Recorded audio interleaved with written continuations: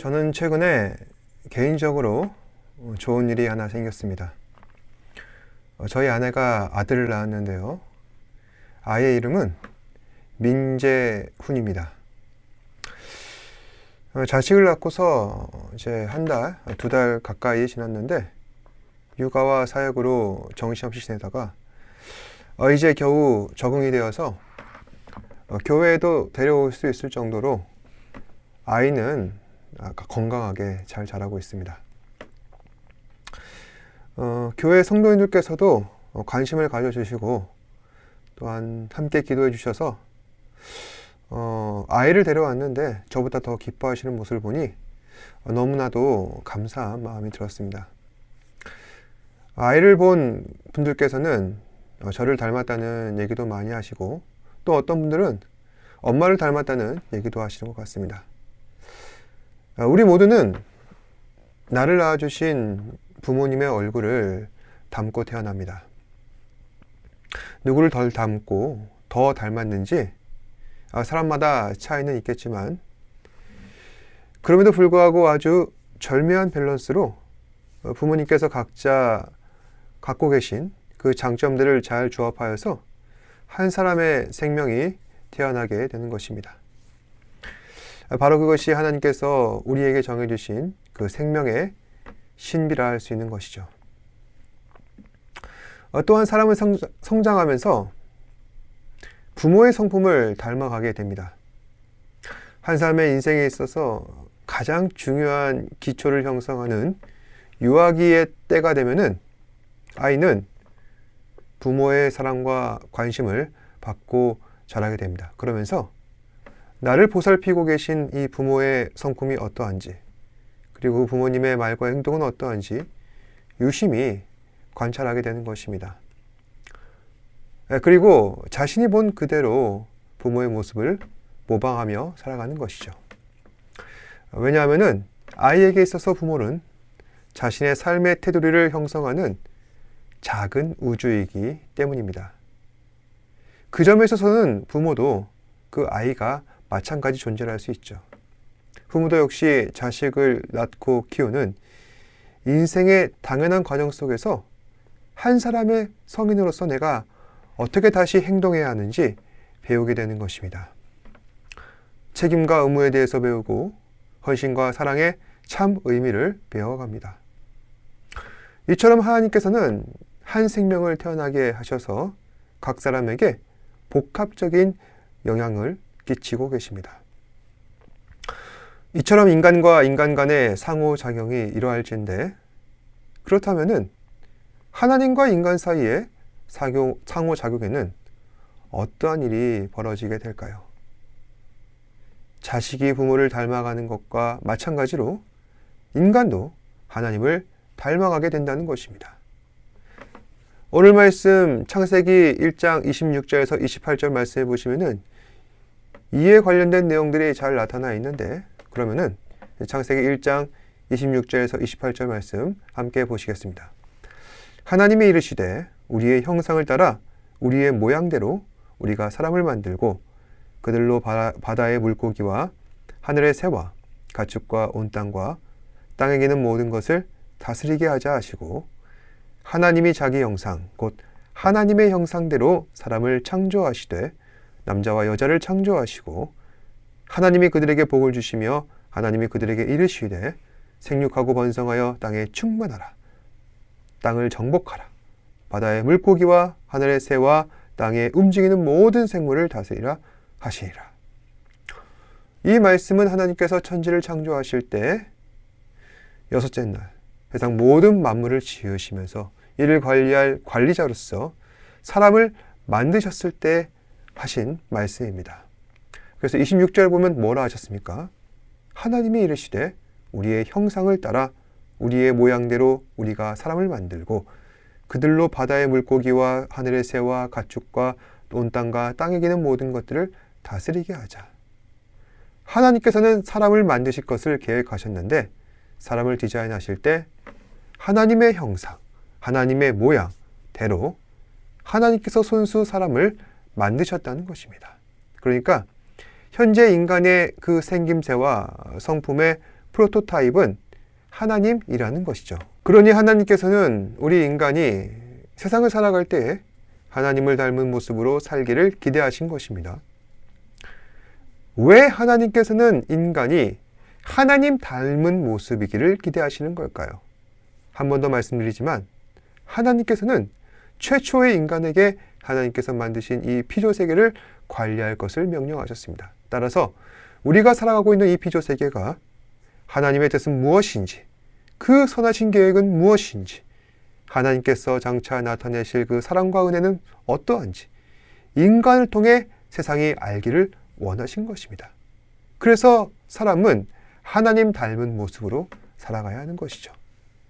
세상은 인간을 통하여서 하나님을 알 수 있기 때문입니다. 하지만 죄로 인하여서 아담이 타락하게 되어 인간에게 죄가 들어옵니다. 그로 인하여서 인간은 하나님의 성품을 더 이상 닮아갈 수가 없게 됩니다. 바로 그 증거가 가인과 아벨이었던 것이죠. 가인은 아벨을 죽였습니다. 이것은 형제를 살인한 것입니다. 이 사건은 인간에게 들어온 그 죄악이 얼마나 인간을 망가뜨리고 있는지 단적으로 보여주는 것입니다. 따라서 우리는 하나님 앞에서 변화된 모습, 본래 하나님께서 지으신 그대로 온전한 모습을 회복해야 할 것입니다. 바로 이것이 우리가 신앙생활하는 이유인 것이며 하나님을 믿고 하나님 백성으로 살아가는 목적이라 할 수 있는 것이죠. 온전한 모습, 하나님의 형상을 닮은 모습으로 다시 회복되기 위한 것입니다. 그러면 만약에 우리가 하나님의 형상을 닮은 모습으로 살아간다면 과연 우리에게는 어떠한 변화가 있을까요? 먼저 세 가지만 살펴보겠습니다. 첫 번째로 하나님의 형상이라면 살아가는 태도가 세상과는 달라야 한다는 것입니다. 하나님의 형상대로 창조되었다는 말의 의미는 무엇일까요? 하나님께서 우리를 하나님 닮은 모습으로 지으셨다는 얘기입니다. 그렇다면 우리는 세상을 어떠한 관점에서 바라봐야 할까요? 하나님의 관점으로 바라봐야 하는 것이죠. 그러면 하나님의 관점으로 바라보는 세상이란 어떠한 세상일까요? 세상을 바라보는 하나님의 시선이 어떠한지 좀 생각해 봅시다. 하나님의 입장에서 볼 때 세상은 어떻습니까? 정말로 귀한 창조물인 것이죠. 도자기를 만드는 도공들의 작업장에 가면은 우리가 보기에 아름다워 보이는 도자기를 가차없이 깨버리는 경우를 보게 됩니다. 왜 도공들이 도자기를 깨뜨립니까? 자기가 보기에 흠이 있고 나의 의도와는 다르며 완벽하지 못하다고 생각하기에 도자기를 깨버리는 것입니다. 그리고 무엇보다도 그 도자기가 내가 만든 것이라는 확실한 구별점을 찾기 힘들다고 그 도공은 생각하기에 도자기를 깨버리는 것입니다. 하나님께서도 마찬가지십니다. 만약 하나님께서 지으신 것이 완벽하지 않다면 반드시 멸망시켜버립니다. 그런데 하나님 보시기에 세상은 어떻습니까? 보시기에 좋았더라. 하나님께서 최초에 지으신 세상은 보시기에 좋았고 보시기에 선하였습니다. 따라서 하나님의 관점에서 보았을 때 선하고 보기에 좋았기에 하나님께서는 이 세상을 지금도 유지하고 계십니다. 초창기의 세상은 이처럼 완벽한 세상이었죠. 그런데 아담이 범죄함으로 인하여서 완벽했던 그 세상을 망쳐놓았습니다. 만약 제가 하나님이라면 이 망가져버린 세상 분명히 복구시키고 싶을 것입니다. 그럼 어떻게 해야 인간이 망쳐놓은 이 세상을 원상복구시켜 놓을 수 있을까요? 안타깝게도 지금 당장은 힘들 것 같습니다. 주님 다시 오시기까지 세상은 즉각적으로 모든 것이 바뀌는 그런 일이 없을 겁니다. 다만 세상을 살면서 우리가 속한 삶의 영역이라도 하나님 자녀답게 하나님의 형상 닮은 모습으로 살아가며 우리는 하나님을 온전히 예배하며 살아가야 할 것입니다. 이를 통해서 세상이 하나님의 형상을 볼 수 있도록 해야 한다는 것이죠. 두 번째로 우리가 하나님의 형상이라면 관계를 이루는 모습이 달라져야 한다는 것입니다. 여러분께서는 세상 속에 어떤 모습으로 주변 사람들과 관계를 맺고 계십니까? 많은 사람들이 휴대전화를 갖고 다닙니다. 그런데 휴대전화 속의 전화번호에는 실제로 연락하고 내가 교제하는 그런 사람들보다 더 많은 사람들의 전화번호가 저장되어 있습니다. 그러니까 번호는 받았을 때 연락을 받지 않는 그런 전화번호가 더 많은 셈이죠. 또 연락은 하지만 그 사람과 특별한 관계 맺기가 아니라 어떤 목적을 위해 수단으로서 전화번호를 갖고 있는 경우들이 많습니다. 또한 어떠한 사람들은 진지한 대화나 소통에 어려움을 겪기도 합니다. 오늘날 한국 사회에서 세대가 젊어지면 젊어질수록 이러한 경향들이 점점 커져가고 있죠. 나이 든 사람들은 전화보다는 직접 만나는 것을, 그리고 그 아래 세대에서는 직접 만나는 것보다는 전화하는 것을, 오늘날 MZ세대라고 하는 세대에서는 전화보다는 문자로 소통하는 것을 더 선호합니다. 어떠한 경우는 문자로 소통하려 하지만은 익십을 하기도 하죠. 왜 오늘날 사람들은 이처럼 서로 만나서 대화하는 것에 어려움을 느끼고 있는 것일까요? 여러 가지 이유가 있지만은 가장 큰 이유는 서로 인격적인 관계 맺기에 서툰 것입니다. 창세기에도 보시면은 하나님께서는 인간을 만드실 때 어떻게 만드셨습니까? 여호와 하나님이 땅의 흙으로 사람을 지으시고 생기를 코에 불어넣으시니 사람이 생명이 되리라. 하나님께서는 흙으로 사람을 빚으시고 그 코에 생기를 불어넣으셨습니다. 여기서 생기라는 것은 하나님의 인격적인 호흡입니다. 바로 이것이 다른 피조물과 다른 점이죠. 다른 피조물은 어떻게 창조되었습니까? 말씀으로 창조되었습니다. 원격이죠. 빛이 있으라 하시니 빛이 있었고, 땅과 바다가 갈라지고, 또한 생물이 있으라 하시니 생물이 있었습니다. 하지만 말씀으로 모든 것을 창조하신 하나님께서는 사람만큼은 구체적 행동을 하셨습니다. 흙으로 빚으시고 인격적인 호흡을 불어넣으셨습니다. 바로 이것이 사람과 다른 피조물의 구별점입니다. 그리고 이것이 인간을 대하시는 하나님의 인격적인 면모라 할 수 있습니다. 이처럼 하나님께서는 우리와 인격적인 관계 맺기를 하고 계십니다. 인간도 하나님의 성품을 닮아 인격적인 관계 맺기를 합니다. 그 증거가 바로 남자가 여자를 보며 불렀던 찬미가였죠. 아담이 이르되 이는 내 뼈 중에 뼈요 내 살 중에 살이라. 이것을 남자에게서 취하였은즉 여자라 부를 것이라. 여자를 향한 이 아담의 노래를 해석하자면 이런 겁니다. 너는 나고 나는 너야. 그러니 우리 둘 다 소중한 사람이야. 서로 아끼며 존중하며 사랑해주는 아담의 인격적인 모습을 보여주고 있는 것입니다. 그런데 나중에 이 아담이 죄를 범하면서 이 인격적인 관계가 어떻게 변질됩니까? 아담은 하와에게 핑계를 댑니다. 그리고 하와는 뱀에게 핑계를 댑니다. 서로 자신의 죄를 피하기 위해서 핑계를 대고 책망하는 것입니다. 인격적인 관계를 맺는 사람들은 상대방을 위하여서 자신의 모든 것을 감수할 줄 압니다. 함부로 누군가에게 핑계를 대지 않습니다. 내가 모든 것을 책임지려 합니다. 이 점에 있어서 우리는 하나님께서 바라시는 온전한 모습이란 무엇인가, 온전한 관계 맺기는 무엇인가 생각해 봐야 한다는 것입니다. 하나님께서는 인격적인 관계 맺기를 하셨습니다. 그러니 우리도 마땅히 그렇게 해야 할 것입니다. 마지막으로 하나님의 형상이라면 일과 안식을 지키는 모습이 달라야 합니다. 창세기 2장 15절에서 보시면은 여호와 하나님이 사람을 이끌어 에덴 동산에 두어 그것을 경작하며 지키게 하시고, 이 말씀 보시면은 인간에게 최초로 노동을 명령하신 분이 하나님이시라는 사실을 알 수가 있습니다. 그래서 노동은 신성한 것이라고 어떤 사람들은 이야기합니다. 그런데 또 다른 관점에서 보자면은 노동이 신성하다 할 수 있는 이유는 노동에는 노력이 있고 땀이 있습니다. 이러한 노력의 가치와 땀의 가치를 서로 인정하는 것. 그래서 노동을 신성하다 합니다. 최근에는 노동에 의한 소득보다는 불로소득을 통하여서 자산이 증대되는 경우가 늘어나 어떠한 사람들은 노동에 대한 회의감을 갖기도 합니다. 일하지 않고 살아가는 것이 좋지 못하는 것을 모두가 다 알고 있지만 노동에 따른 합당한 삶의 수준이 보장되지 않기에 난 더 이상 일하고 싶지 않다 라는 생각을 하는 것입니다. 그럼에도 불구하고 우리는 일하면서 먹고 살아야 합니다. 왜냐하면 태초에 하나님께서 인간에게 정해주신 명령이 바로 노동이었기 때문입니다. 노동의 목적은 분명히 생계 유지입니다. 하지만 동시에 노동의 또 다른 목적이 있다는 것도 우리는 간과해서는 안 됩니다.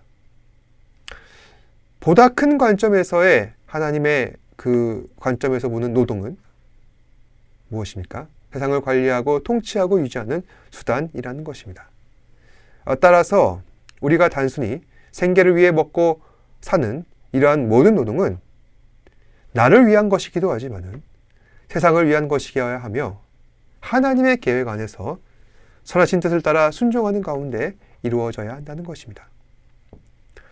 또한 어떤 사람들은 노동에 얽매여서 삶의 여유를 갖지 못하고 불안한 마음으로 살아가는 경우가 많은 것 같습니다. 특히 학생들이 그러하죠. 학생들의 노동은 무엇입니까? 학업이죠. 물론 지금 당장 공부한다고 해서 학생들에게 수입이 생기는 건 아닙니다만, 그렇지만 내가 얼마나 공부를 했느냐, 그거에 따라서 미래에 생겨질 수익이 달라지는 것입니다. 따라서 학업이라는 것은 미래 실현 이익을 예측할 수 있는 중요한 노동이라 할 수 있는 것입니다. 그런데 어떤 학생들은 그 이익을 극대화시키기 위해 지나치게 자신을 혹사시키고 있습니다. 여기에 해당되는 학생들이 바로 고3 수험생들이죠. 또 그렇게 자신을 혹사시키다 보면은 안식할 시간도 줄어들게 됩니다. 잠잘 시간도 줄어들게 되고 또 영적으로는 하나님을 예배할 시간도 줄어듭니다. 우리는 노동의 목적을 바르게 이해해야 할 필요가 있습니다. 노동이란 하나님께서 세상을 이롭게 하려고 그 과정 가운데 나의 생계도 유지하고 하나님께 영광을 돌리기 위하여서 하나님께서 우리에게 직접 명령하신 것입니다. 우리는 노동에 대한 하나님의 뜻을 이해해야 할 것입니다. 말씀을 맺으면서 한 가지 더 강조하고 싶은 부분은 제가 지금 말씀드린 세 가지. 하나님의 형상을 일상 가운데 잘 드러내는 것, 다른 사람과의 인격적인 관계 맺기, 그리고 마지막으로 일과 안식의 균형 있는 조절. 이 세 가지를 잘 감당한다는 것은 쉽지 않다는 것입니다. 우리는 하나님의 형상을 따라 지음받았지만은 여전히 완전한 존재가 아닙니다. 우리는 우리의 노력으로 세상을 향하여서 하나님의 형상을 완벽히 나타낼 수 없기 때문입니다. 그럼 어떻게 해야 우리는 세상을 향하여서 하나님의 형상을 나타낼 수 있는 것입니까? 예수 안에 있을 때, 우리가 그리스도 성품을 닮아갈 때, 주님의 희생과 그 헌신과 사랑을 우리 삶 속에 되새기며 그 사랑을 나타내려고 할 때, 우리는 그로 인하여서 하나님의 형상을 나타낼 수 있게 된다는 것입니다. 사랑하는 여러분, 우리는 하나님의 손으로 지으심 받았습니다. 이 의미를 진지하게 마음속에 새겼으면 합니다. 우리는 하나님의 형상을 나타내기 위해 살아가는 것이며 이것이 삶의 목표가 되어야 할 것입니다. 하나님의 형상을 나타내는 사람, 그로 인하여서 하나님 앞에 영광 돌린 사람 되시는 저와 여러분 되시기를 주님의 이름으로 축복합니다. 기도하겠습니다. 우리는 모두 하나님의 형상을 따라 지음받은 존재인 줄 믿습니다. 엄마 뱃속에서부터 태어나 지금까지 성장해 오면서 한순간도 하나님의 도우심과 그 손길이 거치지 않은 것 하나 없었습니다. 우리가 이것을 깨닫고 주님께서 나를 이 땅 가운데 태어나게 하신 그 목적을 이해하는 것이 나의 인생에 얼마나 중요한지 깨달아 알 수 있도록 사랑하는 지체들을 이끌어 주시옵소서. 삶의 중심이 하나님께 속하였고 또한 나의 형상은 하나님의 형상을 닮아가는 것인 줄 우리가 믿고 그 가운데 하나님께서 나에게 나타나시는 것이 무엇인지, 나의 인생을 통하여서 나타내실 그 비전과 목적이 무엇인지 이해하는 것이 얼마나 중요한 일인지, 하나님의 그 놀라운 구원 계획에 있어서 얼마나 소중한 것인지 다시 한 번 더 되새기며 살아갈 수 있는 사랑하는 지체들 되게 하여 주옵소서. 모든 말씀 예수님 이름으로 기도합니다. 아멘. 하늘에 계신 우리 아버지여, 이름이 거룩히 여김을 받으시오며 나라가 임하옵시며 뜻이 하늘에서 이루어진 것 같이 땅에서도 이루어지이다. 오늘 우리에게 일용할 양식을 주시옵고 우리가 우리에게 죄 지은 자를 사하여 준 것 같이 우리 죄를 사하여 주시옵고 우리를 시험에 들게 하지 마시옵고 다만 악에서 구하시옵소서. 나라와 권세와 영광이 아버지께 영원히 있사옵나이다. 아멘.